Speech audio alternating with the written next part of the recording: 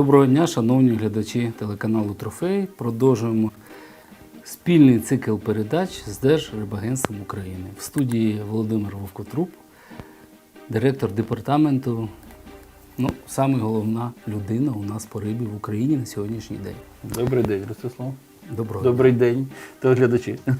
Пане Володимир, в першій нашій передачі ми торкнулись більш об'ємних питань. Це реформація галузі, це апгрейдинг, все що завгодно. А в нашій другій передачі я хотів би більш поспілкуватись на тему наших любителів рибалок. Бо у нас водяться електронний риболовський квиток, риболовний. Але ми в нашій тій передачі ми з вами не завершили все ж таки про промислових рибалок. Як вони зараз будуть обліковуватись, на кого це функція покладена, контроль. В прошлій передачі казав скажу, мені приємно, що ви слідкуєте за законодавчими змінами, які відбуваються в нашій галузі. І хочу сказати, що всі зміни також були направлені саме на елемент простежуваності. Все, що стосується любительського квитка, і так само по промисловому лову це буде електронна накладна. Тобто промисловик, який виловив рибу, має зразу заповнити електронні документи. Не потім, як завжди, да? Що дивіться, підійшов патруль перевірити. Коли виймається риба з води, фактично, до рибоприйомного пункту, от має бути там сформована електронна накладна. Це вимоги європейського законодавства. Взагалі простежуваність вона запроваджена, щоб можна було по продукції зробити крок вперед, крок назад і відслідкувати, якщо якесь походження, наприклад, там риба з паразитами виявлена, допустимо, прослідкувати, з якої водойми. Саме це було покликано на те, щоб для чого вводиться простежуваність. Ну і в випадку нашої простежуваність це взагалі кількість і об'єм ресурсу, який виловлюється. Також цим законом передбачено створення рибоприймальних пунктів. Значить, це потужності, нагляд за ними здійснює Держпродспоживслужба. Значить, вони мають бути зареєстровані в реєстрі, отримати експлуатаційний дозвіл. А ми фактично здійснюємо облік виловленого біоресурсу саме на цих потужностях. Тобто риба, яка вийшла з водойми, має облікуватися це на рибоприймальному пункті. І тоді ми будемо чітко розуміти, прослідкувати, скільки цієї риби. Це запорука боротьби саме з нелегальним рибальством. Тобто браконьєр, який виловив рибу, він фактично без електронної накладної збути не може. А квиток любительський, про те, що ви сказали, це також елемент прослідкованості. Так? І хочу зауважити, що багато саме з рибаків-любителів, дивлячись соціальні мережі, багато розганяють таке помилкове хибне враження, що кожен рибак має платити гроші. Хочу ще раз зробити наголос, що згідно 13 статті Конституції України, що водні біоресурси, я цитую, як водні тільки біоресурси, що це належить народу України. Тому нашими науковими установами було передбачено, прораховано, що цей об'єм ресурсу – це 3 кілограми на кожного рибака. Як і раніше було. Як і раніше було. Тобто, якщо ти ловиш більше 3 кілограм, то ти маєш придбати рибальський квиток. Як на мене, я вважаю, що в такий спосіб ми ніяк рибака-любителя не обтяжуємо. Це більше скажімо так, розраховано на рибаків, трошки більше, ніж рибак, скажімо так. Добре. А от таке питання. От я виходжу на водойму. От я не хочу купляти по якихось своїх там поміркувань рибальський квиток. Але от пішла у мене риба, я ловлю, я вже 5 кілограм піймав, 7 кілограм. Я можу купити прямо на водоймі оцей квиток? Ні, не можете. Не можу. На жаль, в такому разі ви поповните нашу статистику порушників.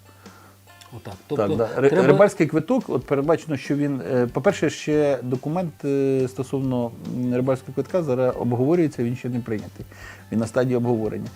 І так як ми передбачаємо, що цей квиток ми маємо купити за добу через електронну систему, це буде через Дію, наприклад, згенеруватися в електронній системі QR-код, який прийде вам, і у вас буде просто QR-код, що ви його придбали. Чого зробили, що він має купитися за добу? Через те, щоб не було цих моментів, що коли переловив, то вже вдогонку купляєш. Той випадок, про який я розказав. Користуючись нагодою, хочу побажати, щоб у всіх такий був кльов. У любителів, щоб вони купували рибальський квиток. І, скажімо так, в дозволених зонах для рибальства. Да. Бо дуже багато наших рибалок чомусь притягує регіональні ландшафтні парки. заказники. Чомусь, коли риба йде на нерест, всі сунуть до зимувальних ям. Ну, я так розумію, що там зась і новий закон не дасть можливості ловити рибу. Не дасть. Ці зони в нас визначені, чітко визначається і період нерестової заборони, так само визначається наказом наших територіальних органів. Тобто по кожному об'єкту, час з якого по який час заборона триває, по яких видах, на яких водних об'єктах, тобто вона скрізь різна, по Україні скрізь різна, і встановлюється нашими територіальними органами. А стосовно ландшафтних парків, то визначається статутами ландшафтних парків. Тобто і в ландшафтних парках є зони, де можливо здійснювати любительське рибальство, але це визначається і саме їхніми статутними документами. Знаю, що змінились правила любительського спортивного рибальства, тобто на сьогоднішній день рибалка в нерест може ловити вже на 2 вудки, на 2 гачка, не на 1. Так, багато чого змінилося в правилах.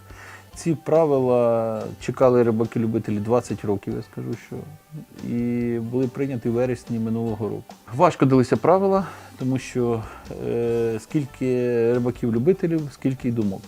І фактично виписати один документ, який би врегулював бажання всіх рибаків-любителів, а їх можна також розподілити, які ловлять з берега, які ловлять з лодки, які займаються підводним полюванням. Дуже важко одними правилами врегулювати. А правила, вони мають собі чіткі норми, одні непорушні для всіх однакові. Скажу вам, що ми навіть зараз вже працюємо над змінами в ці правила, які прийняті, працюємо над змінами вже в нові прийняті правила.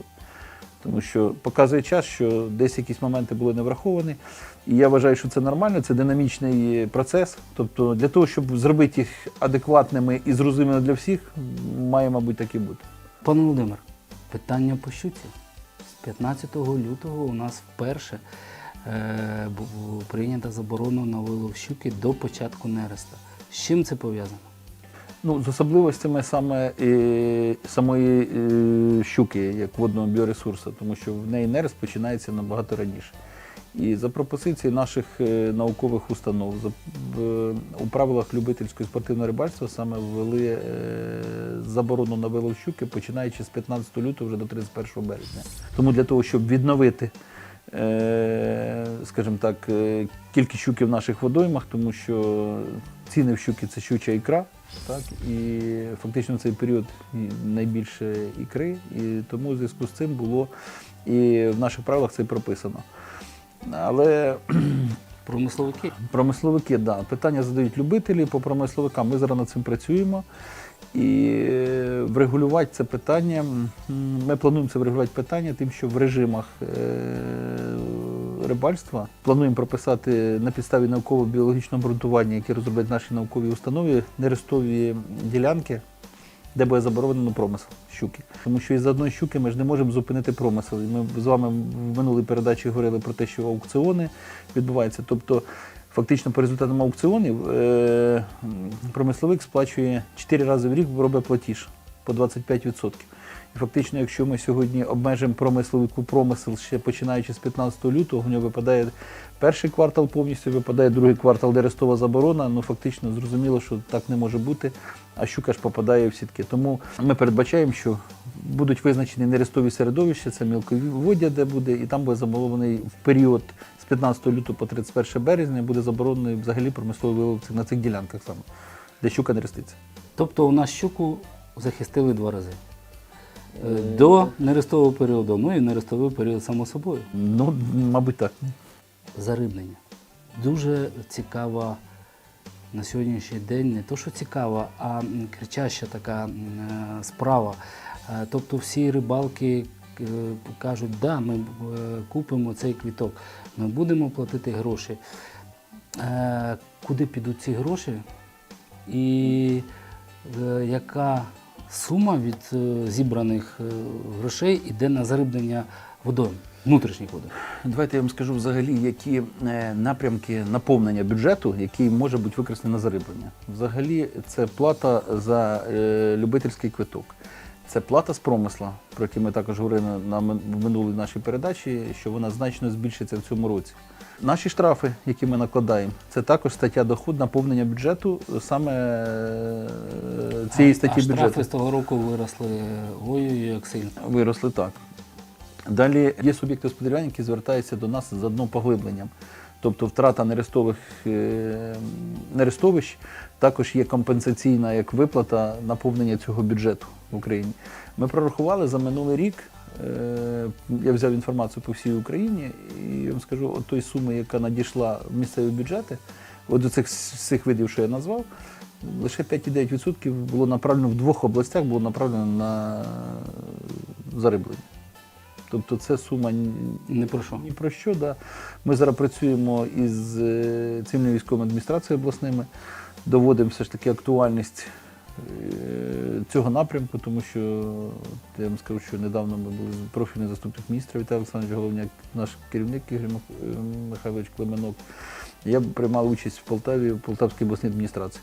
Це Кременчуцьке водосховище. І при зустрічі з представниками обласної державної адміністрації пояснили, що це для області суттєві надходження, хороший вид бізнесу, тобто по надходженням.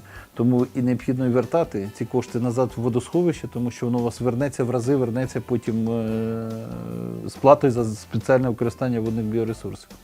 А хто буде це все контролювати? Я вважаю, що ми будемо точно контролювати, тому що Так. ми зацікавлені в цьому як ніхто. Ми будемо контролювати це через територіальні органи. Але взагалі це сфера регулювання закону і бюджетного кодексу. Ми, до речі, проводили опитування в соціальних мережах, куди б кошти від рибальського квитка мали йти, на які потреби йти.